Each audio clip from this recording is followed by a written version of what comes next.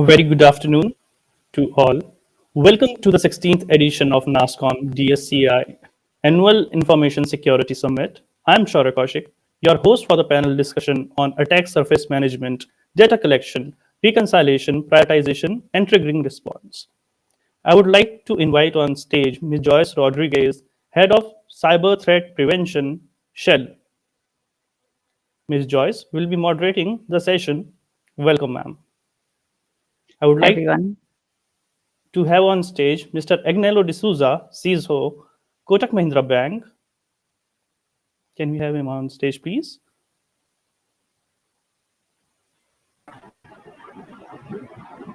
Welcome, sir. Now I would like to invite Mr. Srinivas Raghavan Santhanam, Product Manager, Zoho Corporation.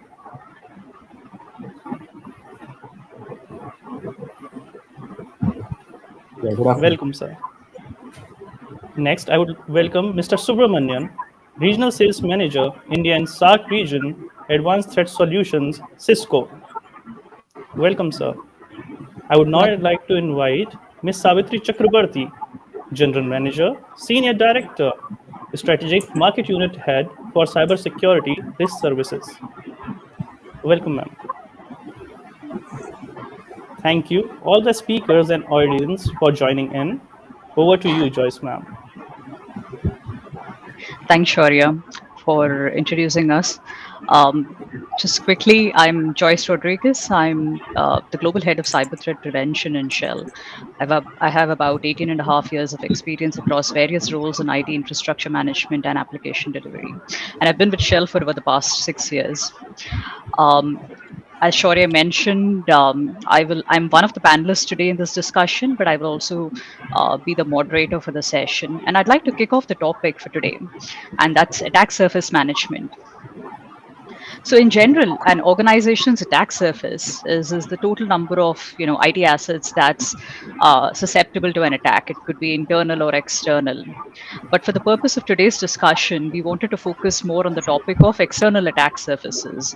And attack surface management is nothing but a capability that helps you identify all your potential attackable assets or points of attack of assets that are out there on the internet. That could be an entry exit point or anything else, any digital asset.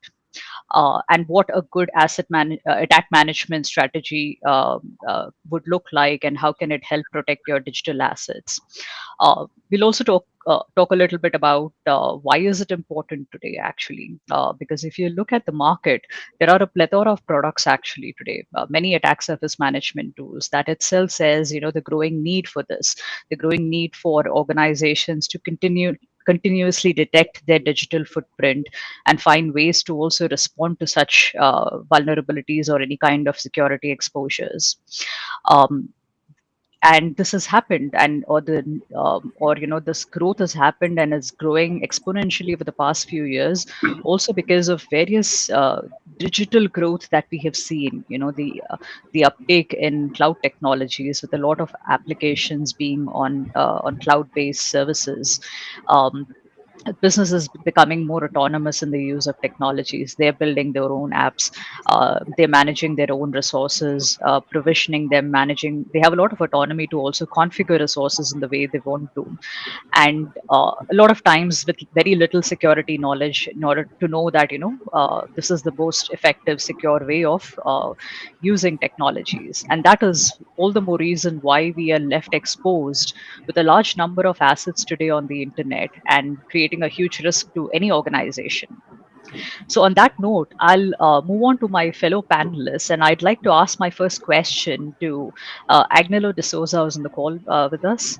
So, Agnello, why don't you start with introducing yourself and also share your thoughts on how are you dealing with on the challenges with external attack surfaces, and in general mitigating measures in your organization, or what you have seen in the industry. Yeah.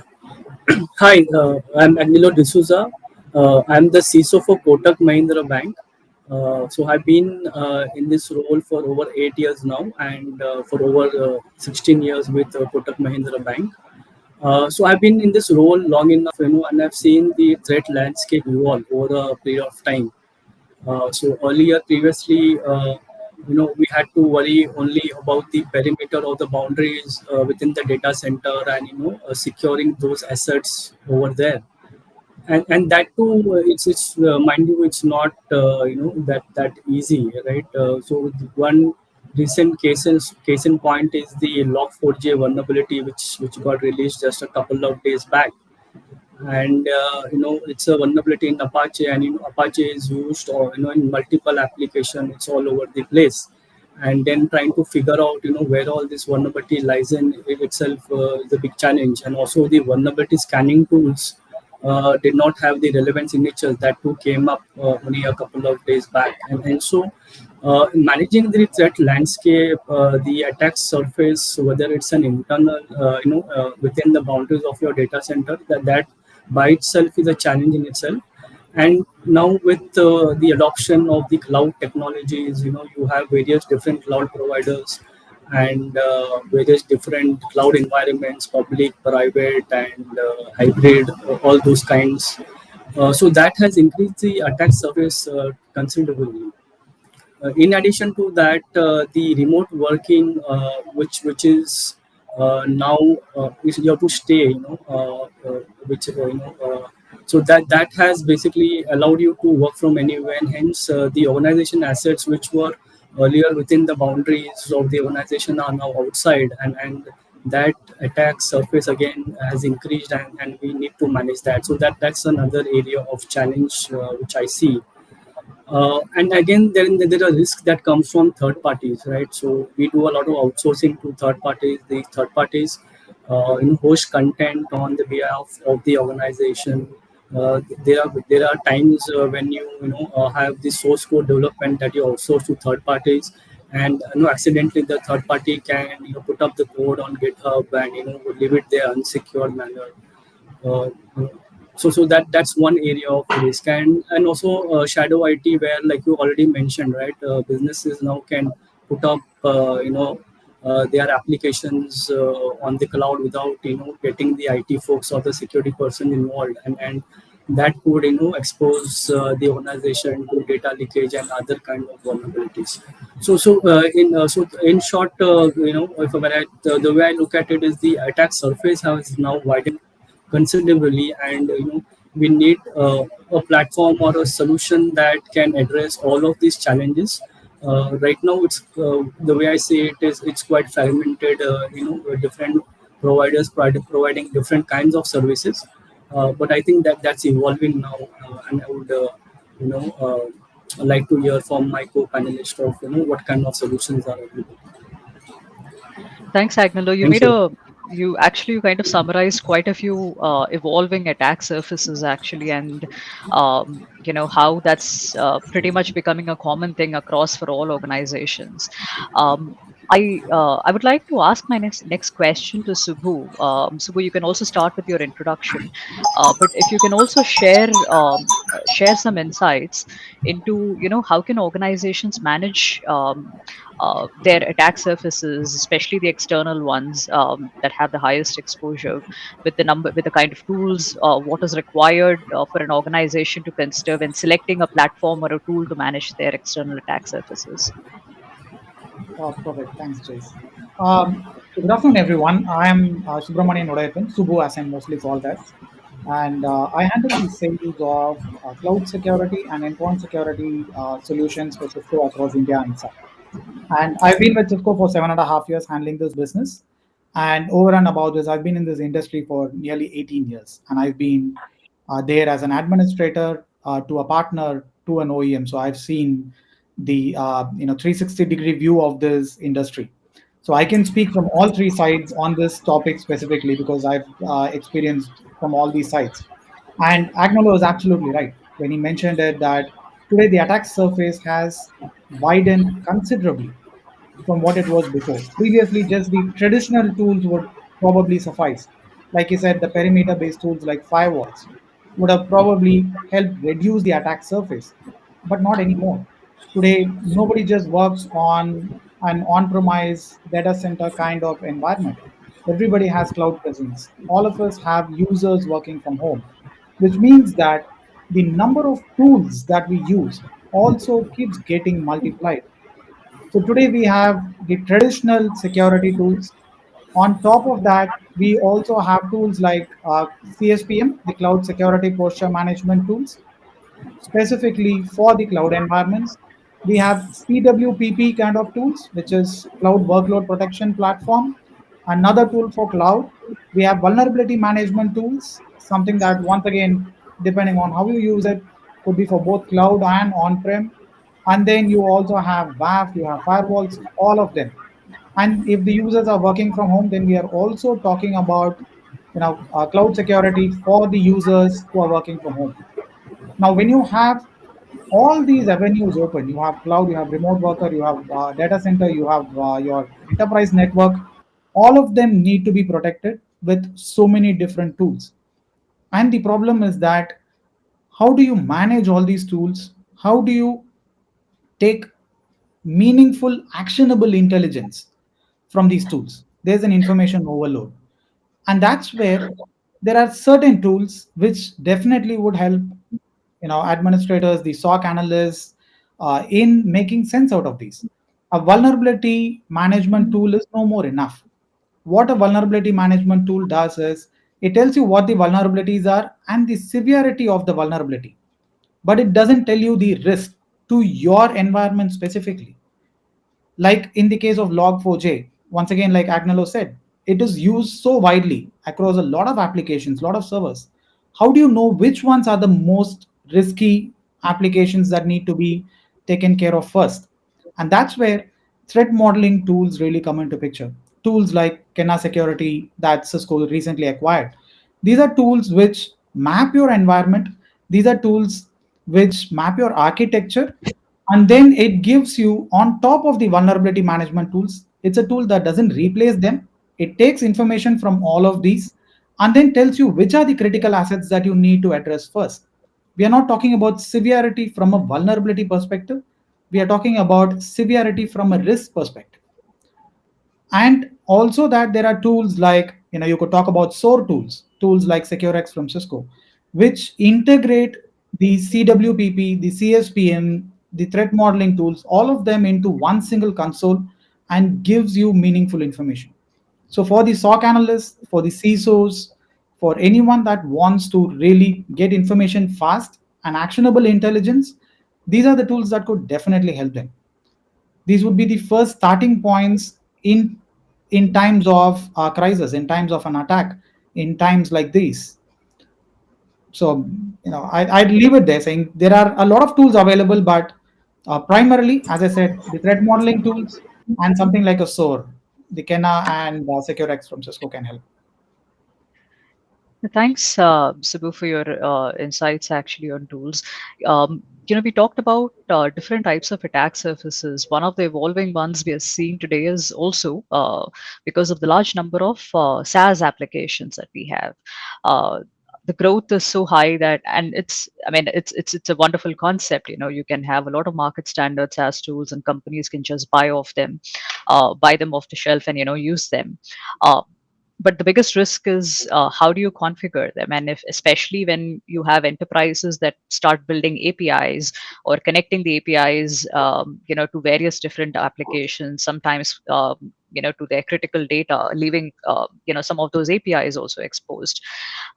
We've also seen issues with SaaS product vendors not being very transparent in their security practices, actually, and not disclosing vulnerabilities proactively, or not patching them proactively.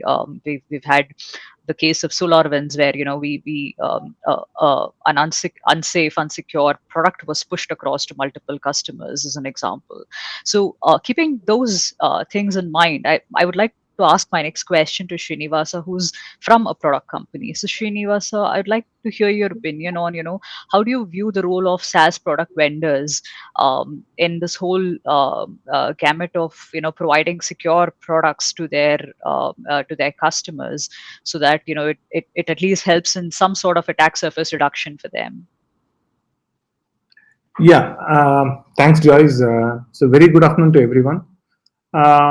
Let me introduce myself first. I am Srinivasa Raghavan, from Zoho Corporation. I'm the product head for Site 24/7, which is a SaaS-based IT monitoring solution. So I'm with Zoho Corporation for past 20 years. I actually worked on various uh, on-premises or cloud-based solutions as well. So I started working on these cloud-based solutions maybe from 2009. So I'm actually into this product for past 12 years. So that is Site 24/7. So let me actually give a perspective. So what are the attack surfaces that actually we manage here? So Site 24/7 actually started as a synthetic monitoring solution. So that actually captures the availability from of the websites or any external facing components actually. So then it actually expanded its capability into a complete observability platform for DevOps and IT teams. So it supports various sort of methods like synthetic monitoring. We have real user monitoring, wherein some JavaScript needs to be put into an customer's application, and we provide agent-based server monitoring and probe-based network monitoring. There were actually a lot of technologies actually used behind providing the complete monitoring solution. So we accomplish all our monitoring. To accomplish this, so we need to actually manage multiple attack surfaces generally. So in addition to that, so we need to actually also take care of multi-tenancy or an multi-tenancy environment or an authentication, authorization. So all this actually comes into an application perspective basically. So let me actually share my thoughts on what are the important factors one should actually consider from an application perspective. So that will be helpful for an future developers to consider. So it is actually good to design your application, secure it by design rather than patching it in multiple areas. So that is what I wanted to actually say. So when it comes to attack surfaces itself, so the authentication of a system actually plays the first level of defense for any application. So any application that is being built, there should be actually a better controls for better authentication. So that actually can lead to a user keeping their passwords, weak passwords. So that can actually lead to an brute force attack, and they can actually hackers can gain access to the account, or there can be a phishing attack, or somebody actually can log into a session and leaving the session open. So there should be actually controls in place, like the password policy should actually enforce stricter passwords, and the password should expire itself within frequent times, and they should be able to reset it. So these are actually basic things someone should actually consider, and the multi-factor authentications are there actually for securing the authentication part. Then actually, when you actually look into multiple factors, that includes a better cookie management. So browsers actually, modern browsers actually gives more what comes flexibility in building flexible applications, but uh, some bad practices. So, for example, if you're actually maintaining your session cookie and it is actually not configured as HTTP only cookie, then any client side scripts can hack into it, and they can actually take the session out.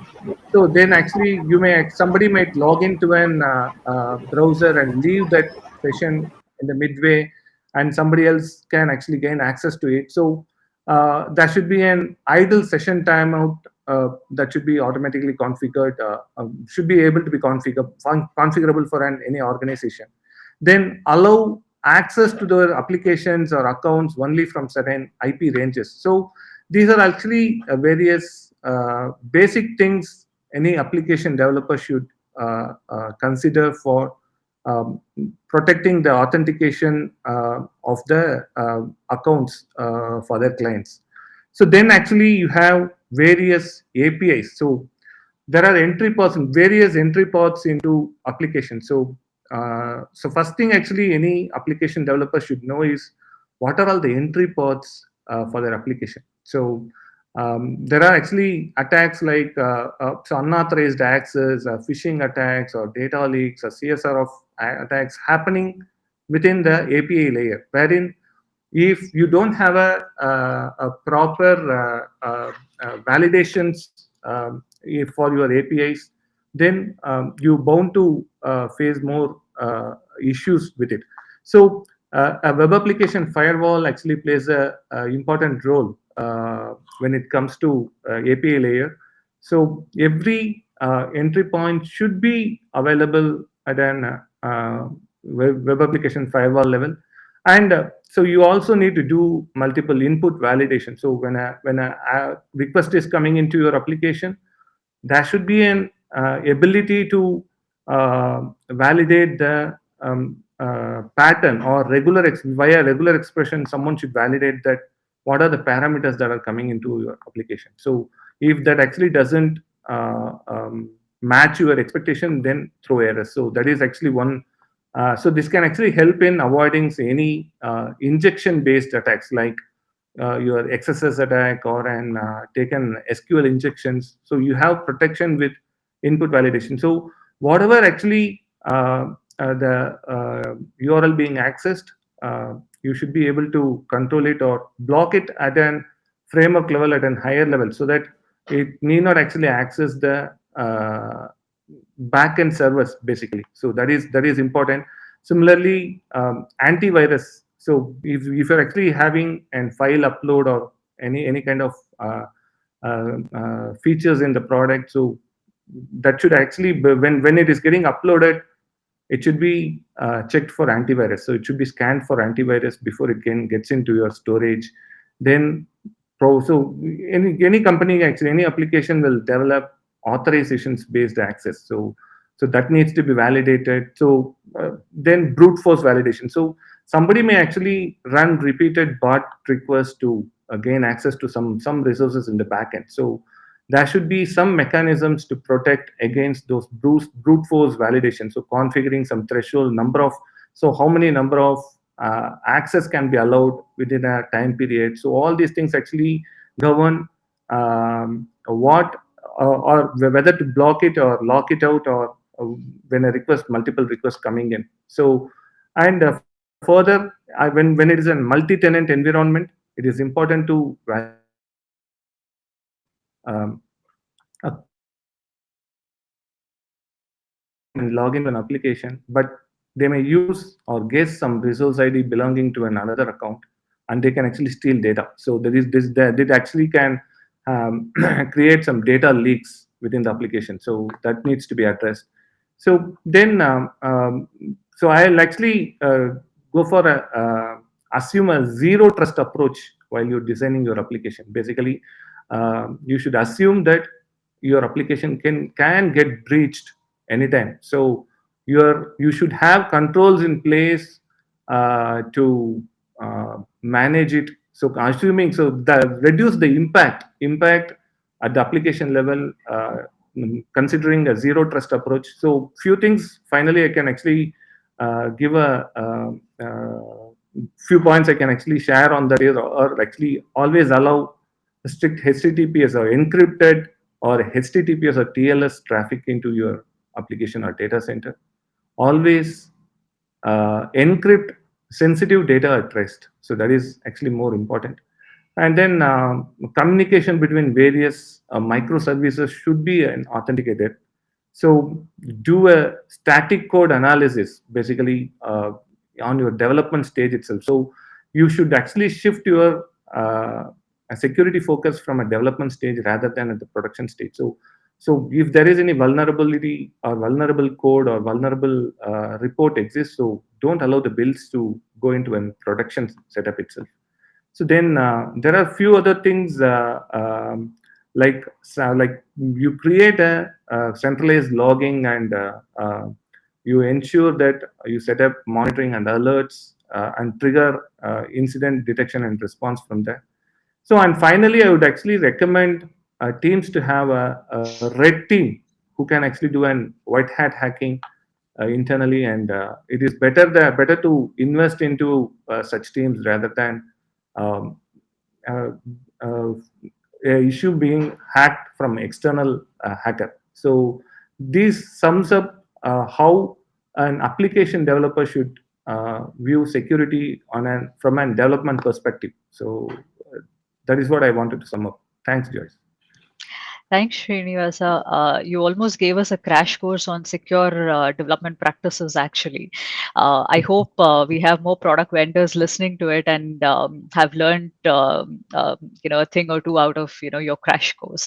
But then reflecting on some of the some of the conversation, some of the points that all of you have discussed, right? Yes, what Srinivasa said, I wish every developer did that, but they don't usually, actually, and which leaves us with a lot of vulnerabilities. And then, we do have quite mature tooling and now in the market, actually, that helps us detect these vulnerabilities. But oftentimes, I think the biggest challenge that organizations face is that they get a lot when they start discovering. So when you get a lot of vulnerabilities, and how do you start prioritizing them? And I'd like to ask this question to Sabitri. What would you offer as recommendation for organizations to help prioritize their vulnerabilities? All right. Thanks, Joyce. So I'd been hearing all of you, and it's a fantastic backdrop that you all have set so far, right? Evolving threat and attack surface, and it's been awesome. So a little bit of introduction about myself before I really go on to there. So as you all know, my name is Sabitri, and currently I'm engaged with Wipro, and I'm managing. One of the regions, Americas, helping clients bridge the gap in their cyber risk landscape, right? And I've always been there in the capacity of a trusted advisor throughout my career of around 16 plus years to help clients across various sectors, geographies, regulatory boundaries, and so on. So, with that background, managing Joyce, like you said, managing so many vulnerabilities. Today, as we go to clients, we see that vulnerabilities across the board, across systems, and it goes on and on. Cloud, IoT, system-based vulnerabilities, and so on. So it's increasing, and it would be increasing.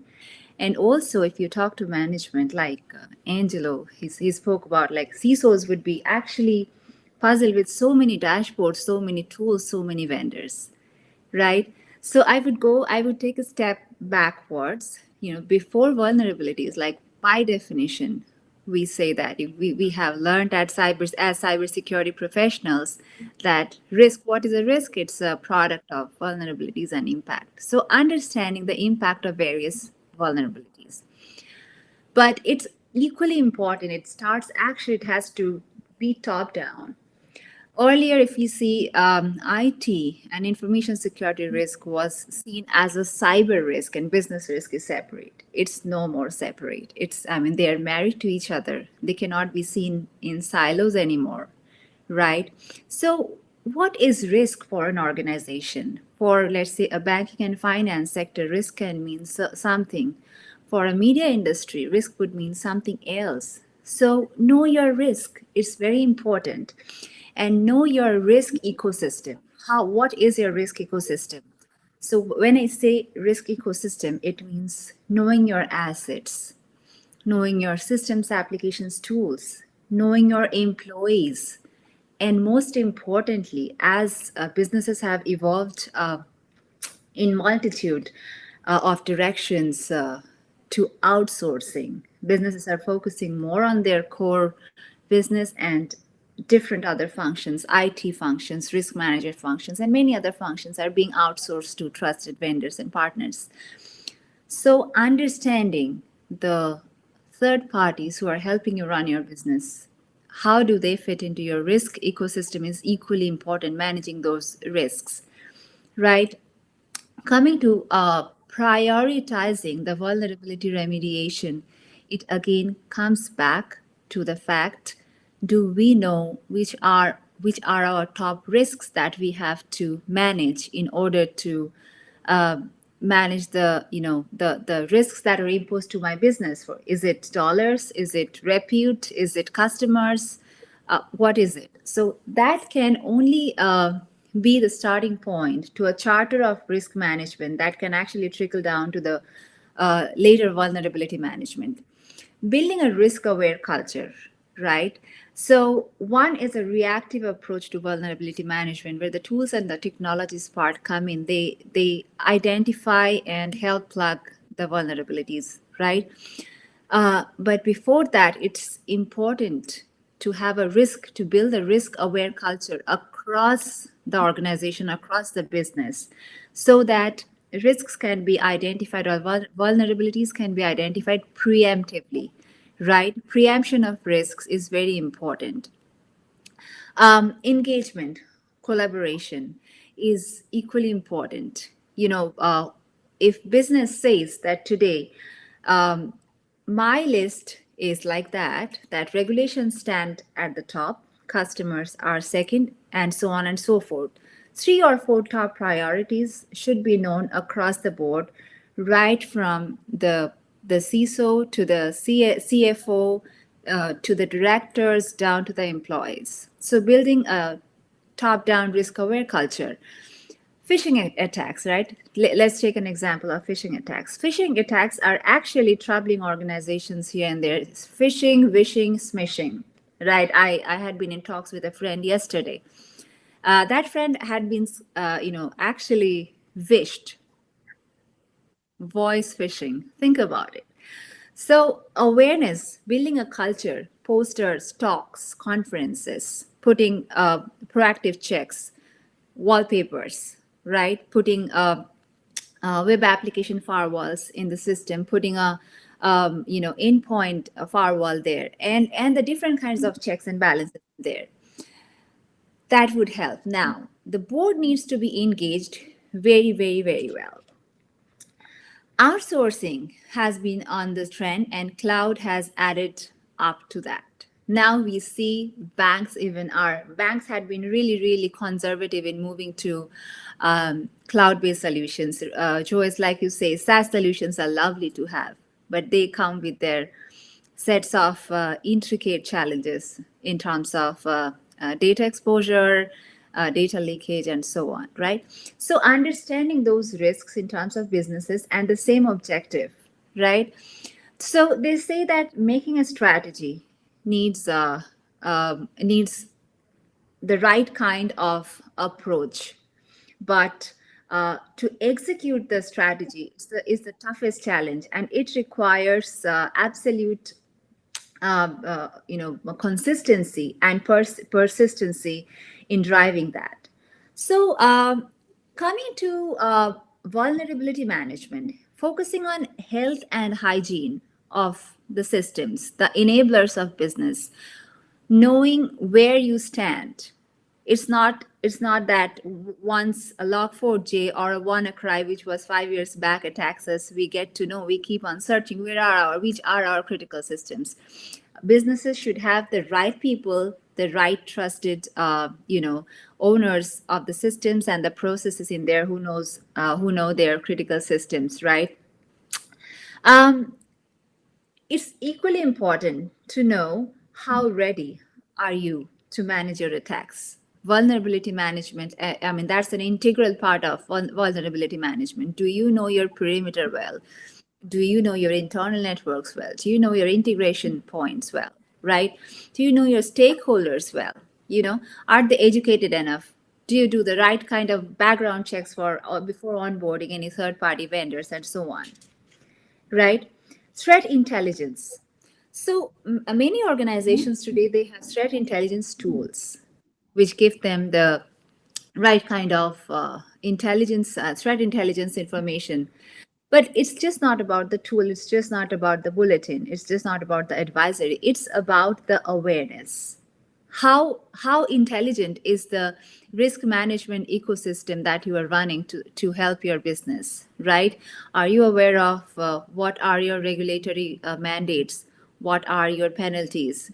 Which are the tangible and the intangible losses that you have? Do you have a risk management framework that actually enforces the timelines of mitigating your vulnerabilities. Do you have reporting mandates? Making dashboards simple. It's very important to know who are the right audience.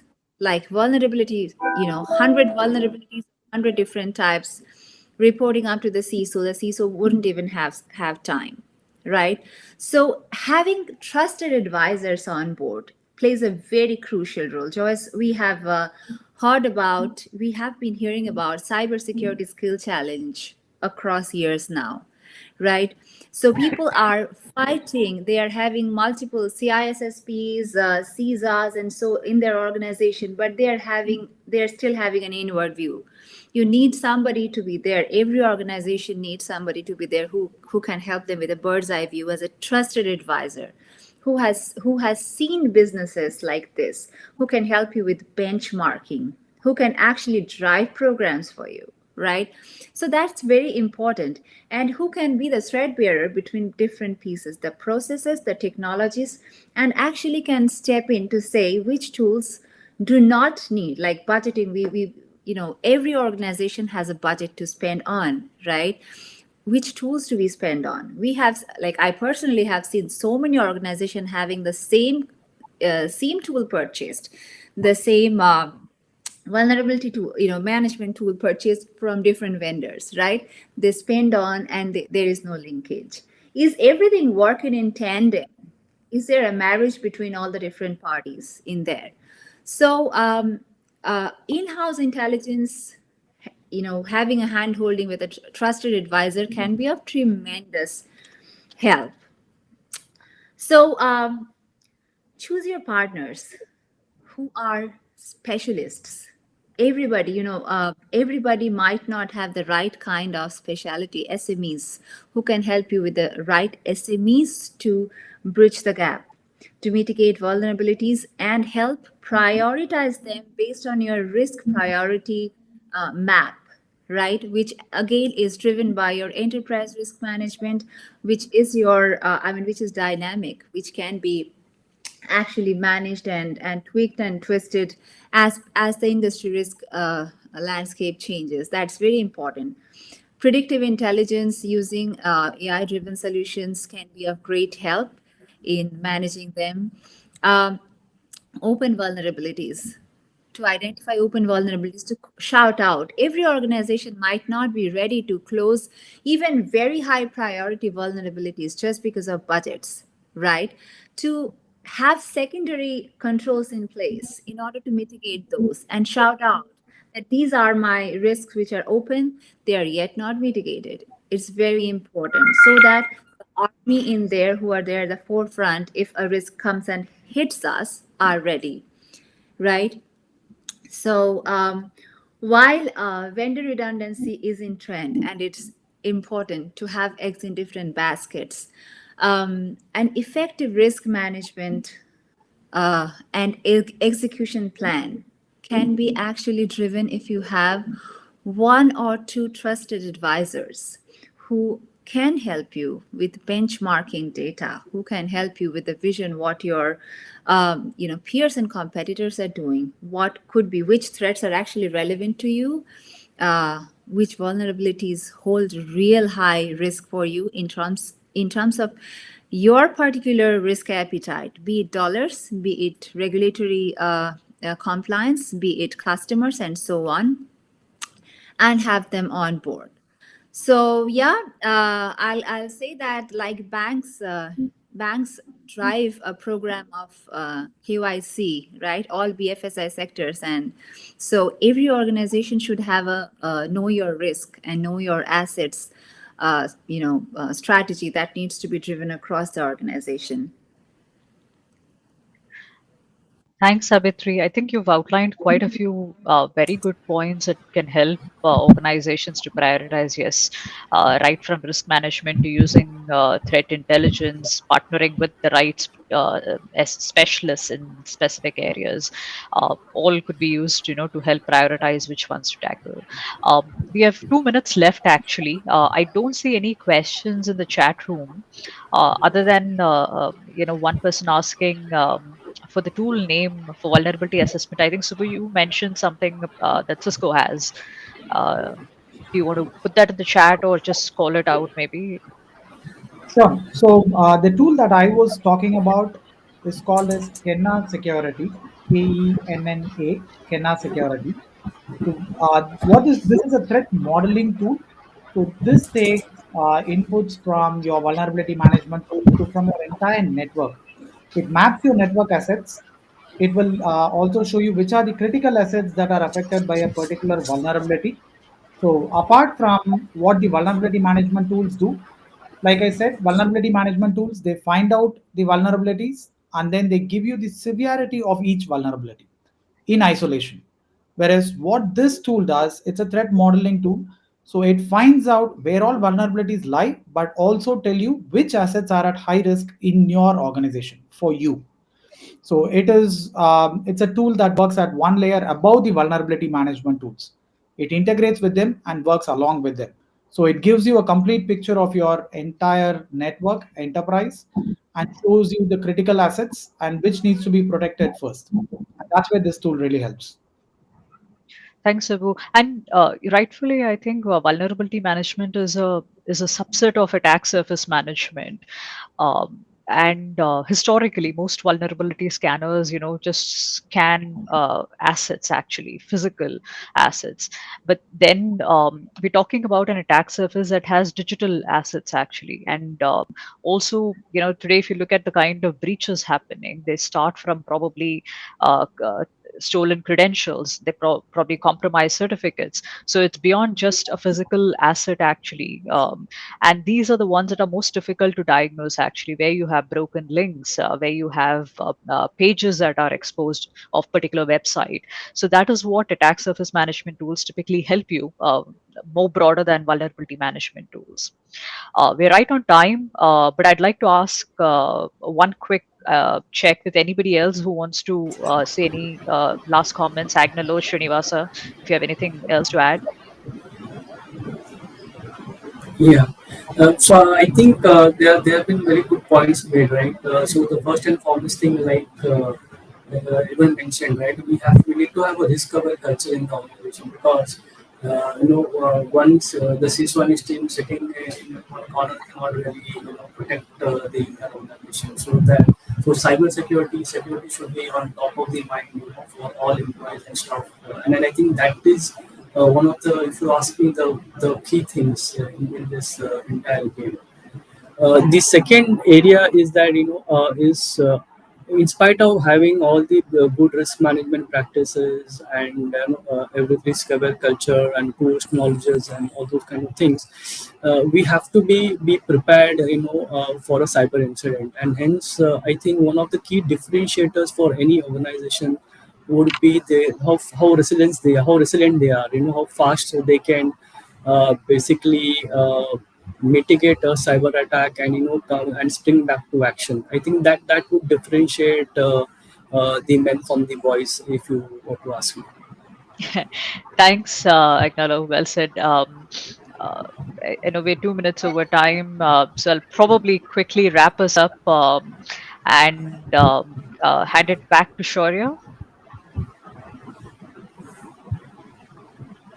Thank you, audience, for joining us today. It was great to talk to all of you. And please feel free to reach out, to anybody in the panelists if you have any further questions or any would like to know anything more. Thank you, Shaurya. Back to you. Yeah. Thank you so much, speakers, for joining in. And that was really a valuable session and many key insights that we have got through. And it's a pleasure to have you here. And it was a great discussion. And I thanks all the audience for joining in. Thank you, everyone.